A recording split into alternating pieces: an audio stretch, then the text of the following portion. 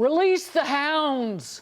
Clean energy lobbyists are swarming Capitol Hill like mosquitoes in their desperate attempt to convince senators to save their precious green energy tax credits, which were gutted, not enough, in the House's version of the big, beautiful bill.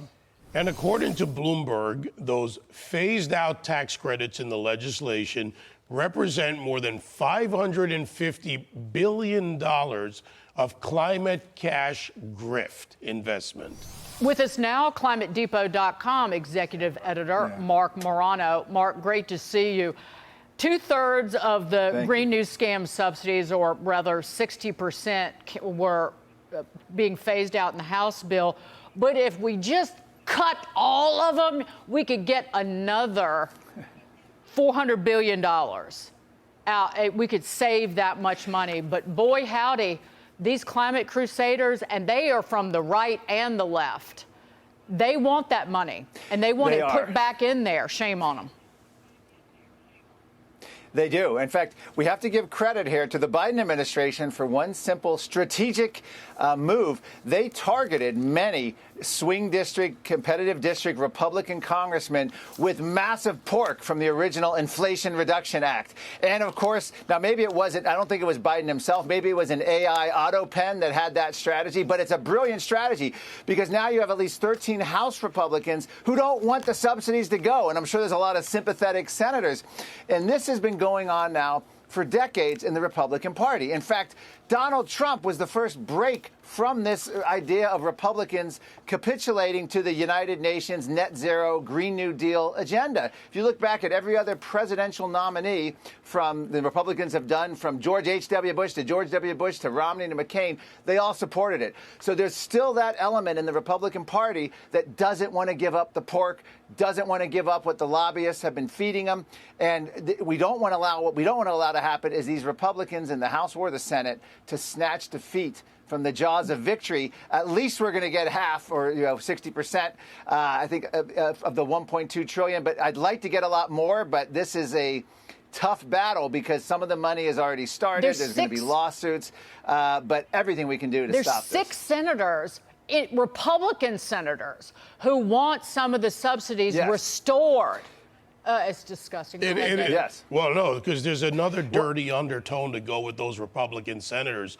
You've got some of these energy companies. Mark, I tried to separate it. You get over $400 million of lobbying on energy writ large, and an estimated 20% of that lobbying for green scams. So there's money flowing to these senators in some form, even if my numbers are off a little bit.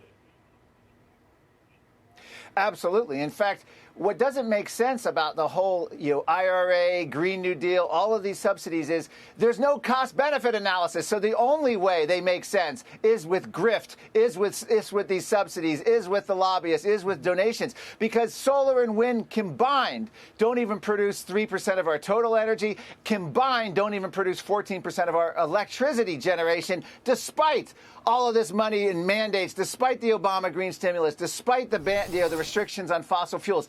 They still can't make it work. But the Republicans, and I've seen them at UN conferences over the years, they show up, they pander to the UN agenda, they want to be seen as green.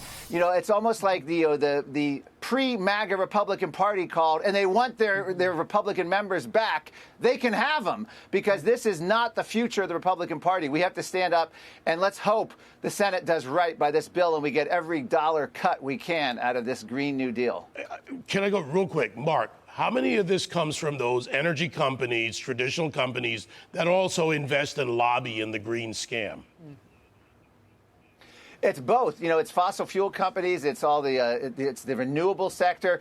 They have all. The reason they love this, and even the automakers get in on it with the EVs, is they're getting massive subsidies, massive government contracts, massive incentives to do all this. No one wants to give that up. One thing Republicans and Democrats are equally susceptible to is graft, lobbying money, and donations. And that's the bottom line is, there's no, because you have an R on your name, it doesn't mean you're immune from that. That's the way Washington works, sadly, and that's why they can never get budgets under control. Well, they should cut it all and save $1 trillion. Let's move on to this.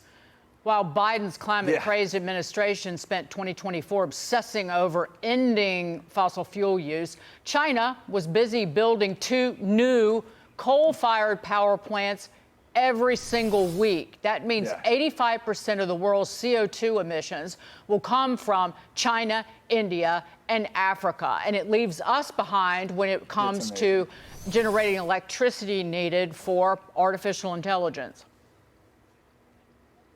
It does. I mean, China has been faking green for so long, and everyone seems on Washington and all these Republicans too, they all seem to like eat it up and think, oh, look at how green, we're going to lose the clean energy revolution to China.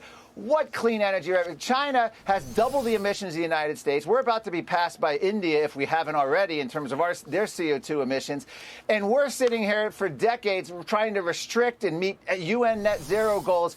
China has a monopoly on these rare earths that are required. And whether you're talking about windmills that require, one windmill requires 10 tons of steel, concrete, non-renewable plastic. EV batteries require 1,000 pounds of rare earth dug up from the earth. China is laughing not only all the way to the bank, but all the way to energy and national security dominance globally, whether it comes to EV, whether it comes to all the minerals needed. And it's time that we start producing our own energy. Let's hope Washington will allow that. Let's hope that Donald Trump will overcome these obstacles. All right. Thank you, Mark.